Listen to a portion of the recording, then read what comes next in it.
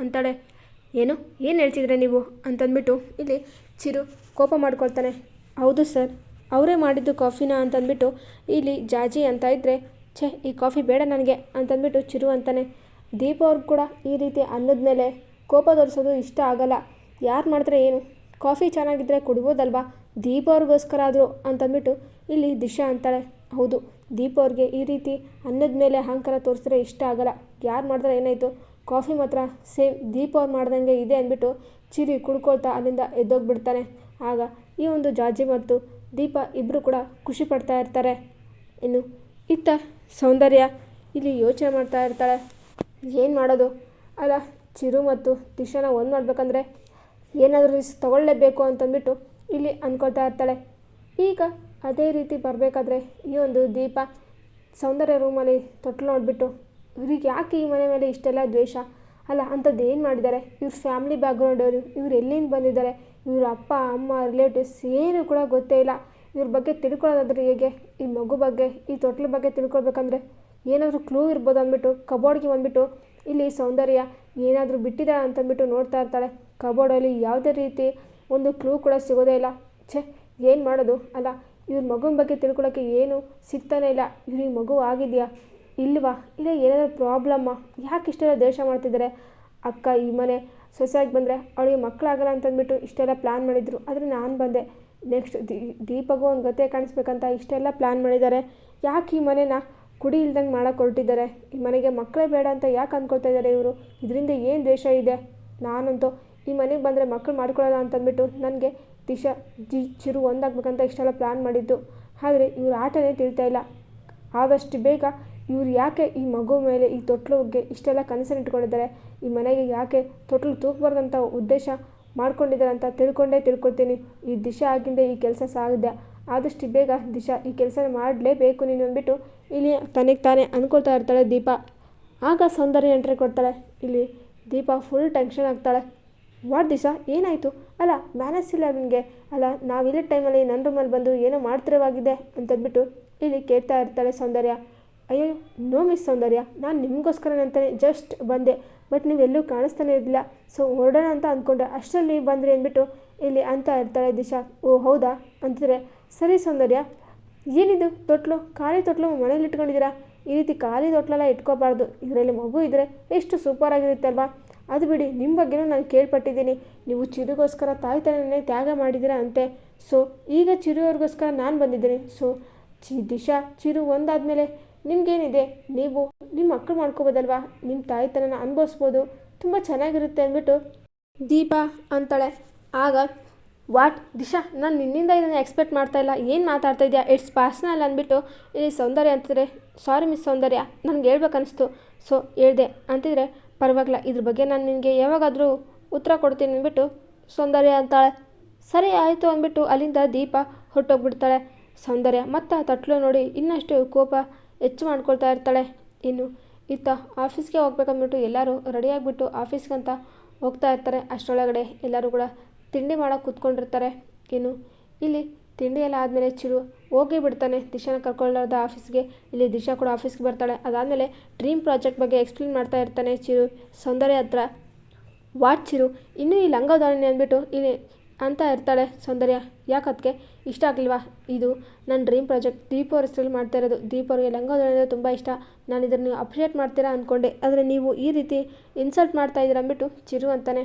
ಅಯ್ಯಯ್ಯೋ ಹಾಗೇನೂ ಇಲ್ಲ ಚಿರು, ನಿನ್ನ ಸಪೋರ್ಟ್ಗೆ ಯಾವಾಗಲೂ ನಾನು ಇರ್ತೀನಿ, ಆದರೆ ನೀನು ಈ ಪ್ರಾಜೆಕ್ಟ್ಗೋಸ್ಕರ ಇಷ್ಟೆಲ್ಲ ಸ್ಟ್ರೆಸ್ ತೊಗೊಳ್ತಿರೋದು ನನಗೆ ಯಾಕೋ ಇಷ್ಟ ಆಗ್ತಾಯಿಲ್ಲ ಅಂದ್ಬಿಟ್ಟು ಅಂತ ಇರ್ತಾಳೆ.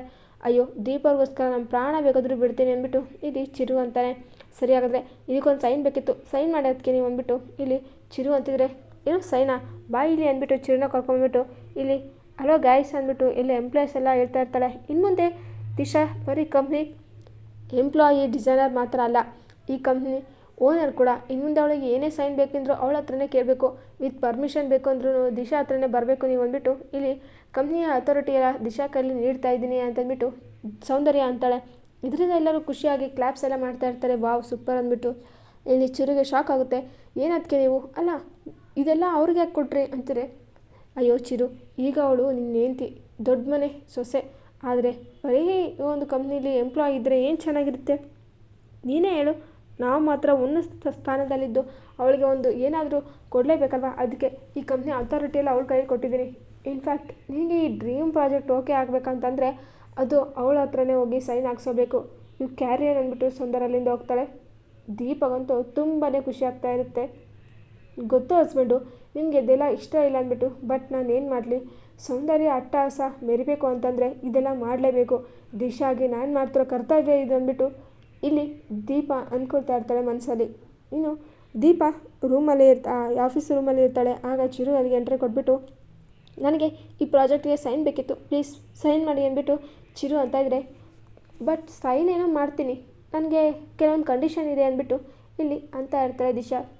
ಏನು ಕಂಡೀಷನಾ, ಏನದು ಕಂಡೀಷನು ಅಂತ ಚಿರು ಕೇಳ್ತಾ ಇದ್ದರೆ, ಅದು ನಾಳೆ ಪೂಜೆಗೆ ನೀವು ಕೂತ್ಕೊಳ್ಬೇಕು ಅಂತಂದ್ಬಿಟ್ಟು ಇಲ್ಲಿ ದಿಶಾ ಅಂತಾಳೆ. ಪೂಜೆಗೆನಾ ಅಂತಿದ್ರೆ, ಹೌದು, ನಿಮ್ಮ ದೀಪವ್ರಿಗೋಸ್ಕರ ಆಗಲಿ ಈ ಡ್ರೀಮ್ ಪ್ರಾಜೆಕ್ಟ್ಗೋಸ್ಕರ ಆಗಲಿ ನೀವು ಕೂರಲೇಬೇಕು ಪೂಜೆಗೆ ಅಂದ್ಬಿಟ್ಟು ಅಂತಿದ್ರೆ, ಸರಿ ಓಕೆ ಅಂತಾರೆ. ಆಯಿತು ಅಂತಂದ್ಬಿಟ್ಟು ಈಗ ಸೈನ್ ಮಾಡು ಅಂದ್ಬಿಟ್ಟು ಚಿರು ಅಂತಾನೆ. ಅದೇಗಾಗುತ್ತೆ, ನಾಳೆ ಪೂಜೆ ಮುಗಿದ್ಮೇಲೆ ಈ ಸೈನ್ ಮಾಡ್ತೀನಿ ಅಂದ್ಬಿಟ್ಟು ದಿಶಾ ಅಂತಾಳೆ. ಸರಿ ಆಯಿತು ಅಂದ್ಬಿಟ್ಟು ಇಲ್ಲಿ ಚಿರು ಒಪ್ಕೊಂಡೇ ಬಿಡ್ತಾನೆ. ಅದು ಸೌಂದರ್ಯ ಎಲ್ಲನೂ ನೋಡ್ತಾ ಇರ್ತಾಳೆ ಹೊರಗಡೆ. ಚಿರುನ ಪಣಗಾಯಿಸ್ಬೇಕಂದ್ರೆ ಅದು ದಿಶಾಯಿಂದಲೇ ಸಾಧ್ಯ ಅಂತಂದ್ಬಿಟ್ಟು ಖುಷಿ ಪಡ್ತಾಳೆ.